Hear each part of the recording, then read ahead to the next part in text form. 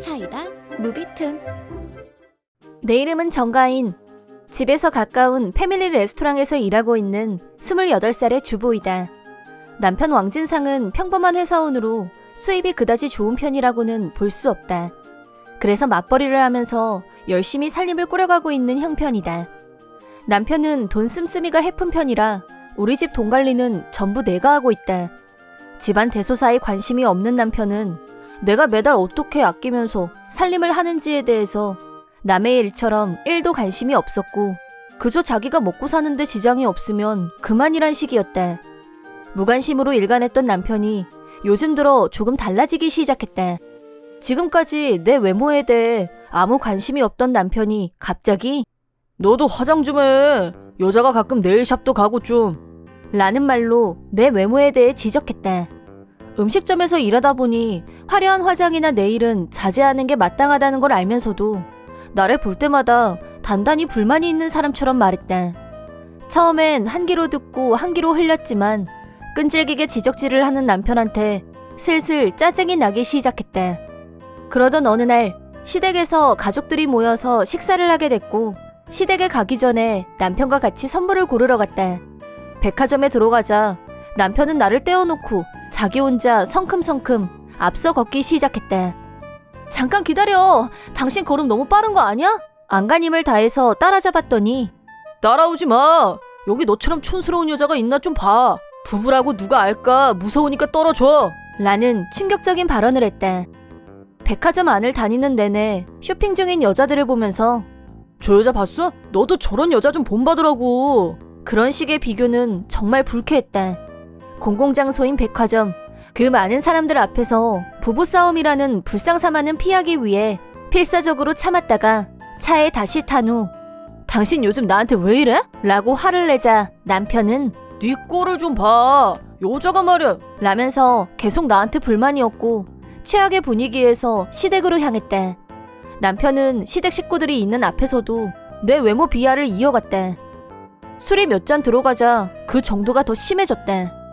여자가 말이야 생전 꾸밀 줄을 몰라요. 이렇게 매력 없는 여자랑 내가 왜 결혼을 했나 자괴감이 든다니까. 여자다운 맛이 있어야지. 아 짜증. 남편은 일방적으로 나한테 분노했고 나는 그런 남편한테 할 말을 잃고 계속해서 비참해졌다.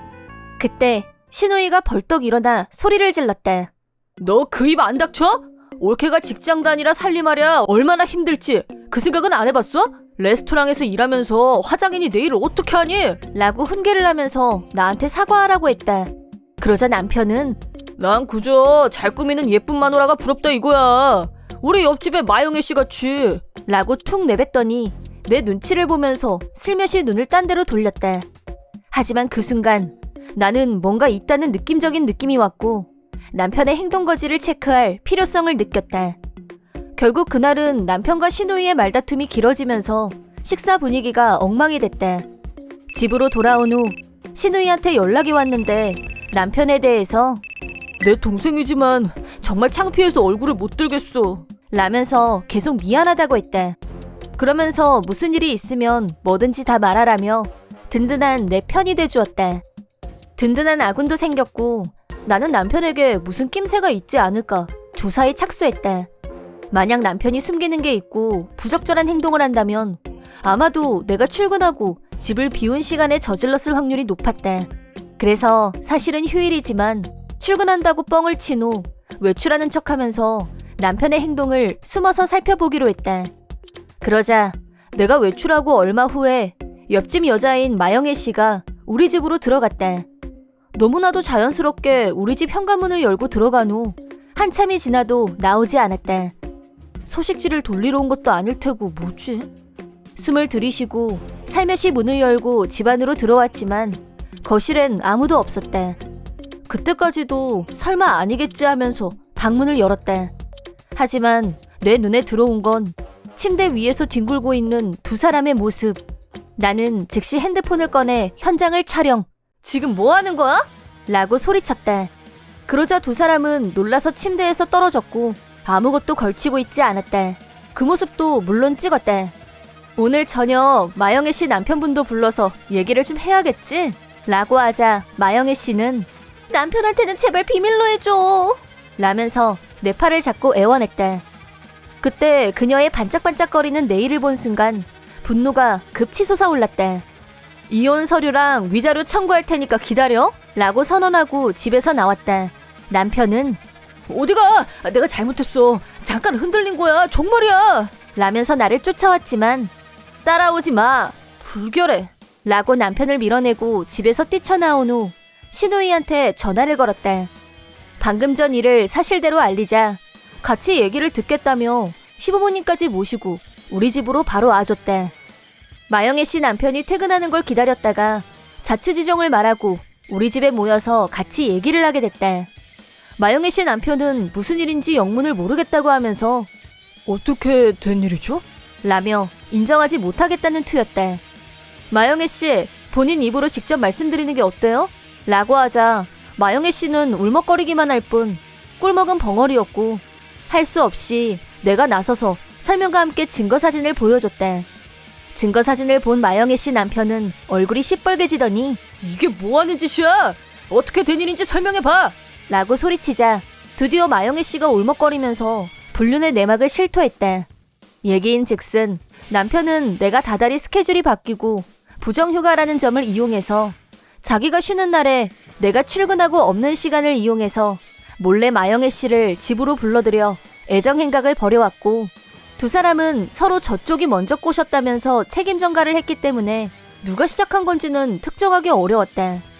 그렇다곤 해도 두 사람이 부적절한 관계를 맺었다는 사실에는 변함이 없었고 용서할 생각도 없었다. 그동안 남편이 내 외모를 비하하고 나를 모독해왔던 것도 모두 불륜행위에서 비롯됐다는 게 분명해진 만큼 남편이 그 어떤 변명을 해도 이 일을 없던 걸로 덮고 지나갈 생각은 없었다. 내가 이혼 말고 다른 건 없어 라고 하자 남편은 처음이잖아. 한 번 실수는 용서해줘야지. 당신 나 없으면 당장 생활은 어쩌려고 이래. 라면서 대단히 내 생각을 하는 듯이 말했고 나는 가계부를 꺼내와서 모두가 보는 앞에서 공개했다. 실제 수입은 내가 남편보다 많았고 걱정하지 않아도 나 혼자서 충분히 잘 살 수 있다고 알려줬다. 그러자 남편은 아무 대꾸도 하지 못했고 신우이가 지난번에 집에서 봤을 때부터 올케가 안 됐다고 생각했었어. 올케, 이런 놈하고는 이혼이 답이야. 나도 이제 저런 놈은 손절할 거니까. 신우이의 단호한 태도를 본 남편은 나뿐만 아니라 가족 모두가 자기한테 등을 돌리자 겁이 났는지 갑자기 무릎을 꿇었다. 하지만 남편의 무릎 따위에 꿈쩍하는 사람은 없었다. 너 앞으로 나한테 연락하지 마 라는 말을 남기고 신우이와 시부모님은 집으로 돌아갔다. 나는 곧바로 이혼 서류를 남편한테 주고 집을 나와서 혼자서 살 준비를 마쳤다. 남편과 마영애 씨한테 위자료도 받았고 당분간 생활비 걱정은 안 해도 될 듯 큰 어려움 없이 새 생활을 시작할 수 있었다. 마영애 씨는 남편에게 쫓겨난 후 위자료를 청구받았다. 마영애 씨의 남편은 꽤 능력 있는 사람이었는데 오랫동안 전업주부만 하면서 살아온 처지에 나하고 자기 남편한테 위자료를 지불하기 위해서 친정하고 친구들한테 꽤 많은 돈을 빌렸다고 하는데 그 빚을 갚기 위해 지금은 알바를 몇 개씩 하면서 열심히 돈을 벌고 있다고 한다. 알바를 아무리 열심히 하고 있다고 해도 자기 생활비 대기도 벅차서 빚은 줄어들 생각을 안 했고 주변 사람들도 이미 마영애 씨하고 손절을 한 상태라 아주 힘들게 살고 있다고 한다. 내 전남편 사정도 크게 다르지 않았고 가족들에게 손절당하고 혼자 살아보니 자기 월급으로 생활하는 게 턱없이 부족하다는 걸 절감했는지 나한테 연락을 해왔지만 내가 전남편의 생활비 따위를 걱정할 이유는 없다. 나는 솔로 라이프 만끽 중. 전남편은 자그마치 마영애 씨 남편이 바로 옆집이라는 어마무시한 현실을 견디기 힘들어서 이사를 가고 싶어 했지만 그럴 돈이 없어서 지금 집에서 계속 살 수밖에 없는 처지이다. 동네에서도 전남편과 마영애 씨의 불륜 사실은 이미 소문이 파다했고 남편은 뒤에서 손가락질을 받으며 궁핍하고 초라한 생활을 견디는 거 외엔 답이 없는 상황. 이혼 후에도 나는 레스토랑 일을 계속했고 일에만 전념하다 보니 수입도 오르고 얼마 전 새로 산 차로 쉬는 날에는 드라이브를 즐기는 중이다. 요즘 들어서는 남친도 있었으면 하는 생각도 들고 제2의 인생을 긍정적으로 생각하고 있는 중이다. 그런 의미에서 누구를 위해서가 아니라 철저히 나 자신을 위해서 가꾸고 꾸미고 달라진 내가 되고 싶다. 이번 영상은 어떠셨나요? 재밌게 보셨다면 구독, 좋아요에 댓글까지 달아주시면 감사하겠습니다. 그럼 다음 영상에서 만나요.